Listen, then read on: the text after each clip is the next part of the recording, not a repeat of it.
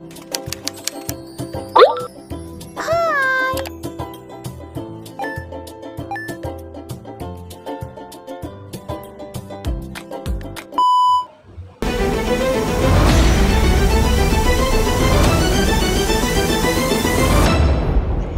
guys, game malam ini ya, 21 Julai Indonesia versus Malaysia. Jujur ini memang tiap tahun paling ditunggu ya. Meskipun telah berhasil meraih 2 kemenangan, Timnas U23 tetap bertekad meraih kemenangan di partai ketiga grup A. Sebab biar gimana pun, lawannya adalah Malaysia. Jelas ini bukan sekedar match biasa, melainkan pertandingan soal gengsi dan harga diri. Sebab mau di level senior ataupun kelompok umur, kalau lawannya udah Malaysia, asli hype-nya beda. Dan itulah kenapa penonton yang datang ke stadion kemungkinan akan naik setidaknya 2 kali lipat dari 2 match pertama.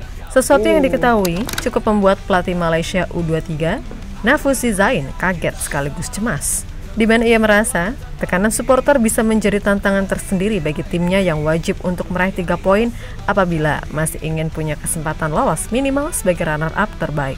Di sisi lain, Gerald van den Berg sendiri nggak mau ambil pusing dengan segala cerita soal rivalitas derby Melayu ini. Baginya yang penting adalah bisa menang, walaupun sebenarnya imbang aja udah cukup untuk meloloskan Indonesia.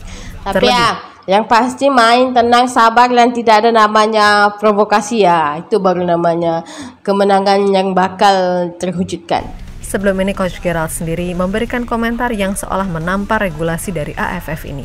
Baginya, regulasi pemeringkatan penyisihan grup Piala AFF U23 2025 dirasa aneh dan gak seperti turnamen pada umumnya, terutama di Eropa. Hal yang diketahui pada akhirnya juga menjadi pembahasan di media Belanda terkait segala hal aneh yang ada di sepak bola Asia. Walaupun banyak yang prediksikan Malaysia kalah lagi, tidak apa-apa lah ya. Yang penting namanya perjuangan harus dilanjutkan. Nah, kita tidak tahu bola itu bulat guys. Bisa saja dia terbalik ya. Pertandingan pamungkas grup A Piala AFF U23 akan dilakoni Timnas Indonesia dan lawannya adalah Malaysia. Wah, dijamin ini bakal seru, terutama dari sisi intensitas pertandingan. Yap, laga melawan Malaysia, mau itu di level senior ataupun kelompok umur, kalau lawannya udah Malaysia, wah ini beda sih urusannya. Dimana gengsi dan harga diri bangsa dalam hal ini juga yang diutamakan. Tentu kita selalu ingat slogan-slogan terdahulu. Boleh kalah kalau sama siapapun asalkan jangan sama Malaysia. Yang mana itu membuktikan betapa tingginya rivalitas kedua negara yang bahkan gak cuma soal urusan sepak bola aja. Betul?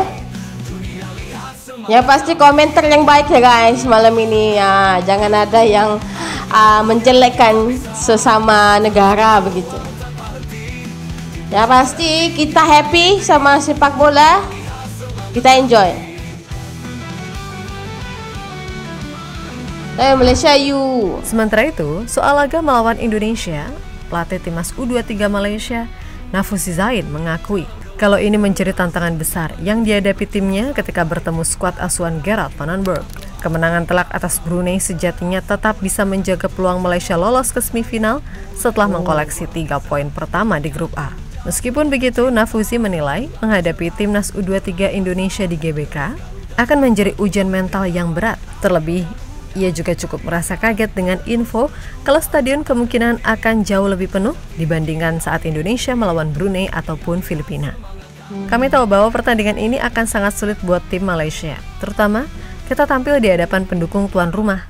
Seperti yang saya katakan sebelumnya, Indonesia adalah calon juara. Saya sendiri tahu bahwa supporter itu kan bilang ya, kalau namanya sudah bermain di kandang tuan rumah, yang mana kita tahu sendiri ini fansnya Indonesia nih memang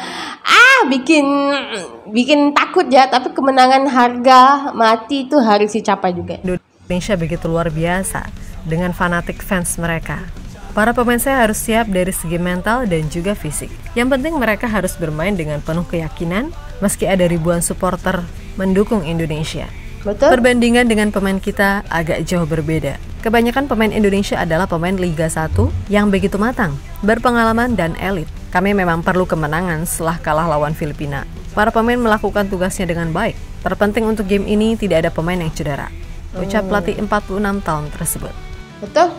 Di sisi lain, meskipun hanya cukup meraih hasil imbang, Gerard van den Berg diketahui akan tetap meminta pemainnya tampil maksimal agar bisa menang. Terlebih, ia juga berusaha memahami betapa besarnya rivalitas Indonesia dengan Malaysia. Meskipun begitu, ada yang berkomentar, guys, wasit yang memimpin harus adil.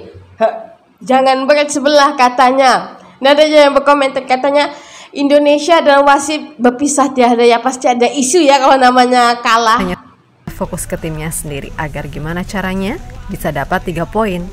Selain itu, Coach Gerald juga nggak mau ambil pusing soal siapa lawan di semifinal nanti. Karena kembali lagi, kemenangan jadi hal yang diincar Gerard van den Berg di setiap pertandingan. I think you know that the countries are close by. It's always a derby, and I play also against Germany and Belgium, so I know that this is also an important game. But I think most of all, and what is more important, is that we have respect for Malaysia. We try to beat them on the way we want to play. I think every game is important, and also against Malaysia is important. Perlu ada namanya keserasian ya. I think they have a lot of good players, so I think we have to try to win that game again. Malaysia is a very good team, and I think they play against the Philippines, and I think they showed that they had a good team. We're unlucky in that game. So we have to prepare ourselves, and we know that they are very strong. Yeah, I want to win every game, also against Malaysia, and I don't know who is the next. I also want to win, and I don't know if that will happen, but we will. Yap, Coach Gerald sendiri seperti yang kita tahu adalah sosok pelatih yang sangat to the point. Pasti banyak menunggukan momen-momen di mana kita tahu sendiri ya, Indonesia kalau namanya Malaysia bermain di kandang Garuda itu pasti bakal jadi gosip ini ya. Dimana ia bukan tipe orang yang suka bertele-tele serta kebanyakan basa-basi.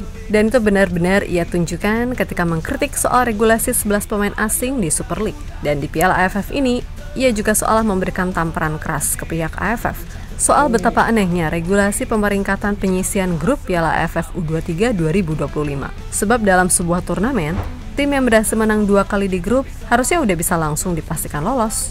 Tapi mengingat di turnamen ini, yang diambil lolos langsung cuma juara grup, jadilah Coach Gerald sempat merasa bingung, kendati setelah itu ia coba memahami.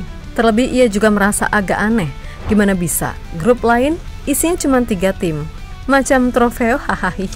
Namun yang terpenting baginya adalah yang terpenting malam inilah ya, kita doakan yang baik-baik saja buat dua pasukan. Tidak mau namanya iri-iriannya, menang kalah harus diterima. Bisa meraih kemenangan di setiap match. Ibaratnya kalau menang terus wayahe juara ya juara, simple boss. Betul?